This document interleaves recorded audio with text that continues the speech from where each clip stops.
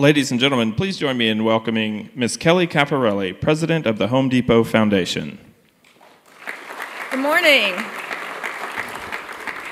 Thank you. We are thrilled to be here, the Home Depot Foundation, and to be part of this important conversation. I'm just going to spend a few minutes talking to you. Before I do that, though, I just want to thank and congratulate ANDP, John O'Callahan, Susan Adams, the whole team for getting this together. Will you all join me in doing that?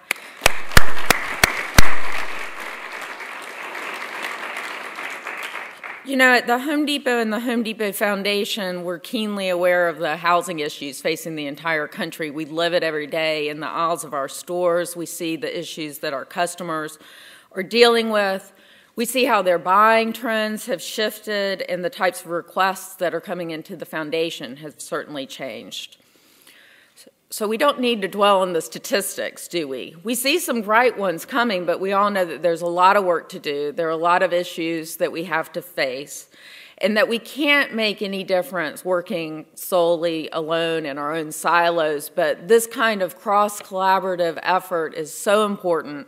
And I think the entire group here today should be congratulated that nonprofits, governments from different levels, corporations are all able to come together to address these issues. You know, the housing issues didn't come up overnight, and they're not going to disappear overnight.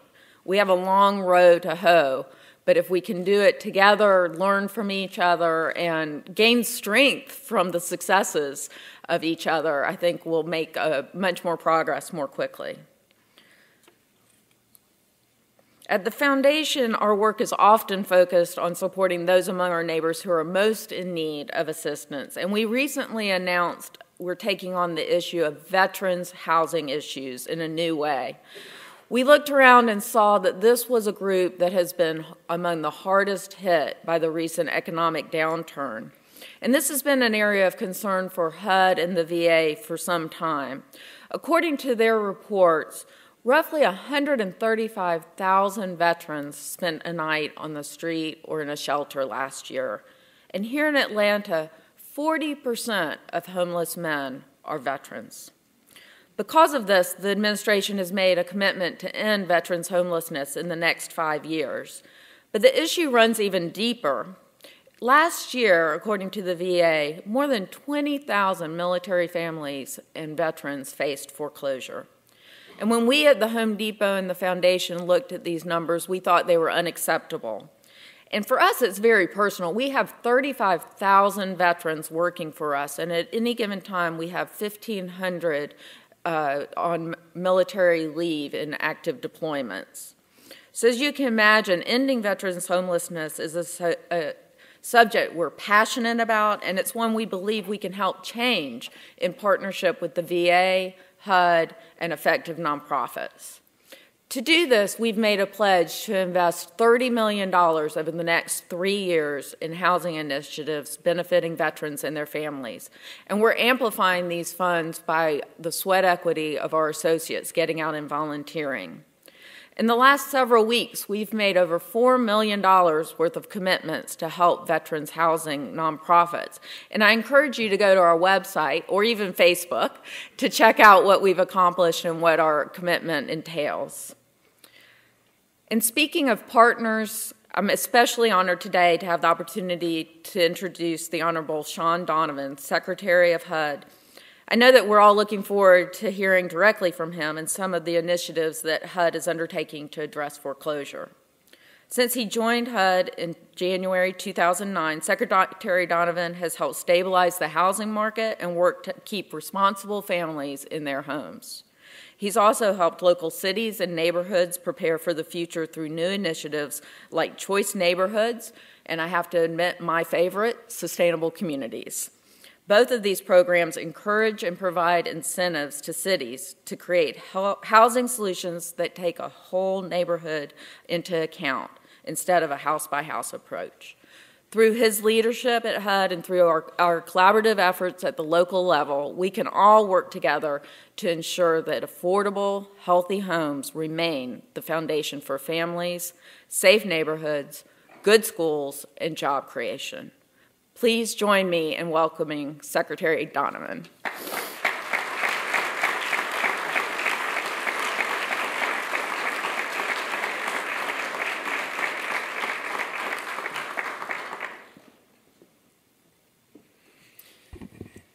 Kelly, thank you so much for the kind introduction, and in particular for the remarkable work that the foundation is doing.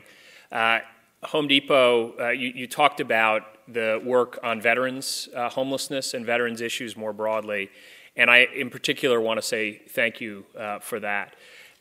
Just think about the fact that a veteran in this country is 50% more likely to be homeless than the average American. And this is a national tragedy that we are absolutely committed, not just to managing, not just to reducing, but this president has made a commitment to end veterans' homelessness by 2015. And with partners like the Home Depot Foundation, we are absolutely going to accomplish that goal. And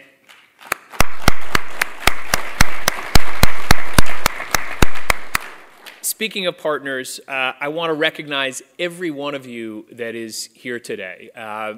Ed Jennings, when we decided I was going to come down to Georgia and do some work, he said, you have got to come down to Piece by Piece. This is the most exciting grassroots effort. Over 100 partners have come together to try to make a real difference in this community. And I want to recognize all of you. You have inspired us all, and in particular, you've inspired Ed to get the HUD team working as closely as possible with you. And I do want to say thank you and recognize Ed for his work as well.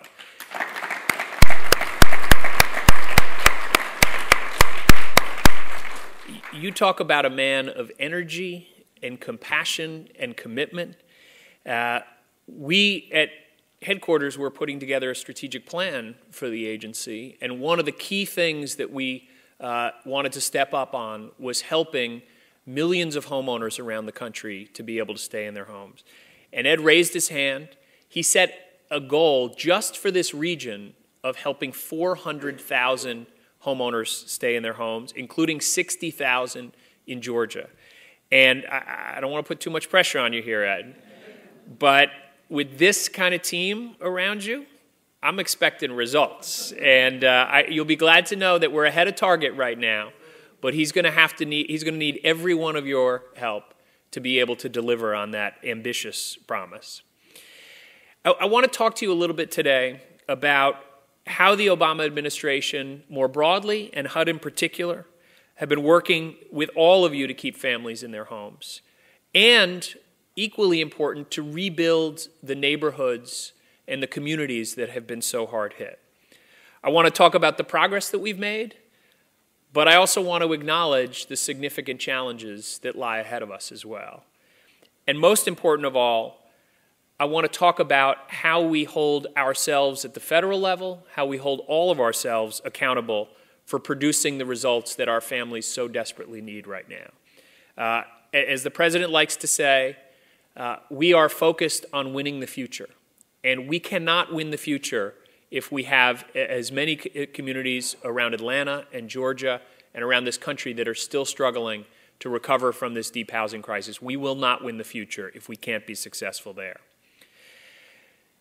I just spent a very moving, even disturbing day and a half looking at the tornado damage across the Southeast.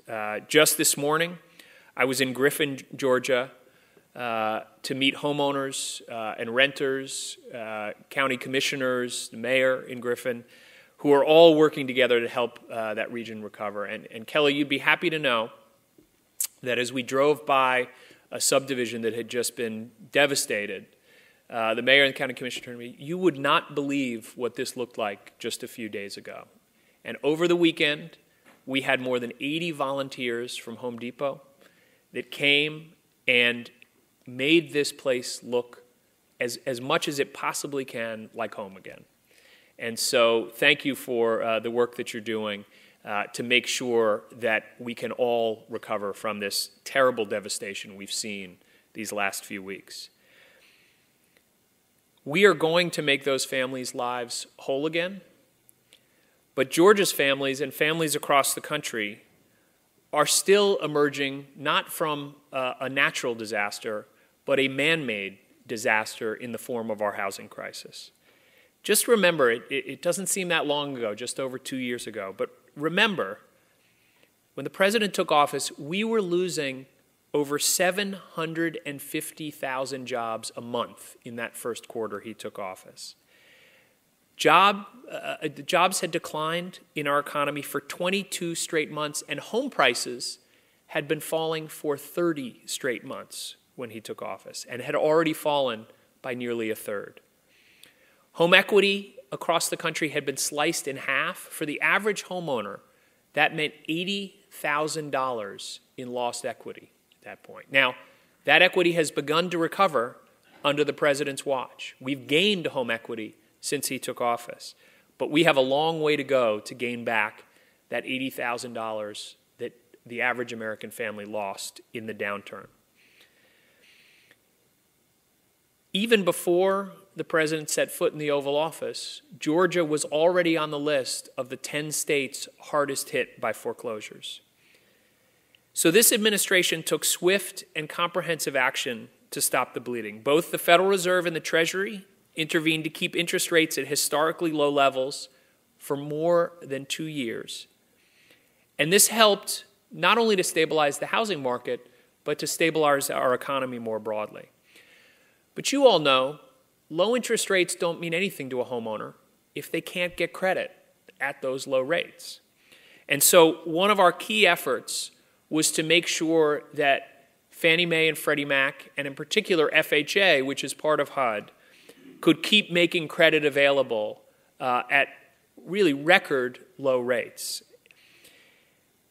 FHA has been at the center of so many of our efforts, and I want to just talk about where we are. You know, FDR created FHA for exactly the kind of crisis that we've seen, to be a counter-cyclical force in the market so that when private capital was retreating, when families and neighborhoods were suffering, FHA would be there to step up. And step up we have. We went from 2% of all new loans in this country 3 years ago to 40% of home purchases last year.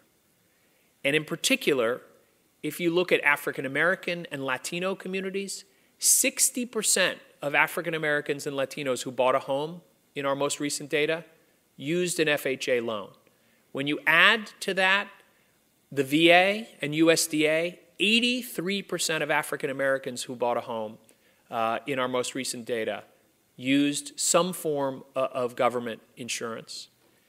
And 75% of Latinos, again, used some form of insurance. So federal insurance. That, you can see from just those numbers how critical we've been to helping make sure credit remained available through this crisis. During the last almost 2.5 years, FHA has helped over 2 million families buy a home, and 80% of our buyers were first-time buyers. So a critical role, particularly not just in minority communities, but for first-time buyers as well. We've also, through our efforts, but also the ability of Fannie Mae and Freddie Mac to continue operating, to continue offering financing, more than 10 million homeowners have refinanced since the president took office, not only helping to stabilize housing prices in so many markets, but to result in $18.8 billion in homeowner savings during that time. Now, you all know that when the president came into office, much of what was causing folks to go into foreclosure, what had driven the housing market to that date, was terrible loan products, unthinkable loan products that we are absolutely committed to making sure won't reemerge in the market going forward. But